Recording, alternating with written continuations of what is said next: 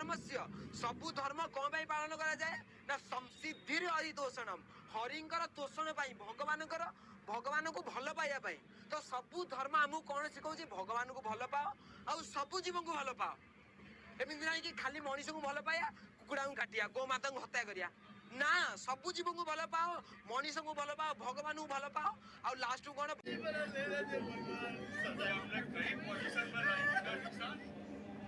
ये बूढ़े माता पिता फूट फूट कर रो रहे हैं। पास ही सन्यासी बेटा बैठा जिसका दिल इनके आंसुओं से भी नहीं पसीज रहा। ये बेटा बुढ़ापे का सहारा था। उसके सामने ही माता पिता को गिड़गिड़ाना पड़ रहा है, हाथ जोड़ने पड़ रहे हैं। ये माता पिता हर जतन करने को तैयार है, बस सन्यासी बेटा किसी तरह घर आ जाए। लेकिन इन आंसुओं से भी बेटे की शक्ति की भक्ति नहीं पिघली। त्याच्यामुळे तो जय सतीश पण अमोल राईस तो फुल टाइम हरे कृष्ण मूवमेंटમાં संत तरीके એ તો क्लियर છે वेरी क्लियर। लोग माता पिता में भगवान ढूंढते हैं, लेकिन इंजीनियर से पुजारी बने दिशांत पटेल भगवान से मुलाकात में माता पिता को अड़चन मान बैठे हैं। है कि नहीं? मैं कोई हवा में बात नहीं कर रहा हूँ। इस्कॉन नाम की एक अमेरिकन संस्था भारत में काम करती है। उसने कृष्ण भगवान के मंदिर खोले हुए हैं और वो मंदिर उनके कमाई के सबसे बड़े सोर्स हैं, क्योंकि इन मंदिरों पर इनकम टैक्स भी नहीं है और सारा का सारा प्रॉफिट इन मंदिरों के माध्यम से अमेरिका ट्रांसफर होता है।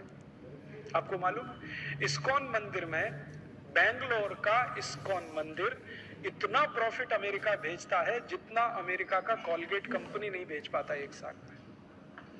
अरे गंगा नदी प्रवाहित होउनांती जेउ जेउ देश रे भगवान को नाम कीर्तन होउनी आउ जे देश पांडव ना गला कदाचित आउ जेउ जेउ जगह पांडव माने गले पांडव प्लस भक्त माने जेमिति कोठी देखियो हाट। अब वो उनकी परंपरा में जो अंग्रेज शिष्य हैं वो अपने को हिंदू नहीं कहते। उन्होंने जो हिंदुओं को शिष्य बनाया वो हिंदू अपने को इस्कॉन वाले कहते। भौतिक धरातल पर देश का विभाजन हुआ या नहीं? मैंने जो आंसू पोंछने आता है वो भी आंसू दे जाता है। कितनी बड़ी कूटनीति है, समझ गए या नहीं? उन्होंने कहा कि मैं तुम्हें दीक्षा दूंगा लेकिन हिंदुओं को दीक्षा तुम दोगे। अपनी बिरादरी में ही अंग्रेजों के द्वारा ही जो उपेक्षित थे उनके आंसू ही नहीं पोंछा।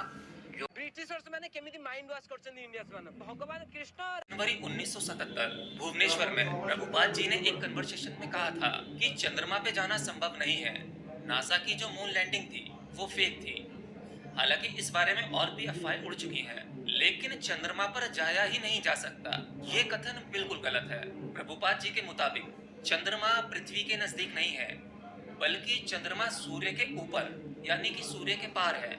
मतलब अगर चंद्रमा तक पहुंचना है तो पहले सूर्य को क्रॉस करना होगा, तब आप चंद्रमा पर पहुंचेंगे। उनका कहना है कि सूर्य पृथ्वी से 9 करोड़ 30 लाख मील दूर है और उसके बाद चंद्रमा 1 करोड़ 60 लाख मील दूर है। हाँ, सच में ये बात उन्होंने खुद बोली थी, एक बार नहीं बल्कि कई बार बोली थी। और ये बात यहीं खत्म नहीं होती, उन्होंने इस बात को लिखा भी है। उनकी एक कमेंट्री है भगवत पुराण 8.10.38। इसमें वो लिखते हैं, श्रीमद् भगवत से यह पता चलता है कि चंद्रमा सूर्य से 1 करोड़ 60 लाख मील ऊपर है, इसलिए पृथ्वी और चंद्रमा के बीच की दूरी लगभग 9 करोड़ 50 लाख मील दूर होगी। तो यदि कोई स्पेस यान 18,000 मील प्रति घंटे की रफ्तार से ट्रैवल कर रहा है तो वो 4 दिनों में चंद्रमा तक कैसे पहुंच सकता है?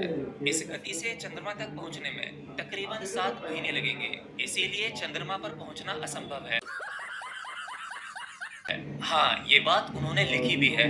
रेफरेंस के लिए मैं इस पुस्तक का लिंक आपको डिस्क्रिप्शन बॉक्स में दे दूंगा। अगर आप गूगल करके देखेंगे कि वास्तव में पृथ्वी से चंद्रमा की दूरी लगभग 2,38,855 मील की है। और ये लोग कहते हैं कि भागवत पुराण वेदों से भी सर्वोपरि है। यही नहीं, अभी और सुनिए। सुखी गाय एक भी बछड़ा नहीं। ISKCON is selling all its cows to the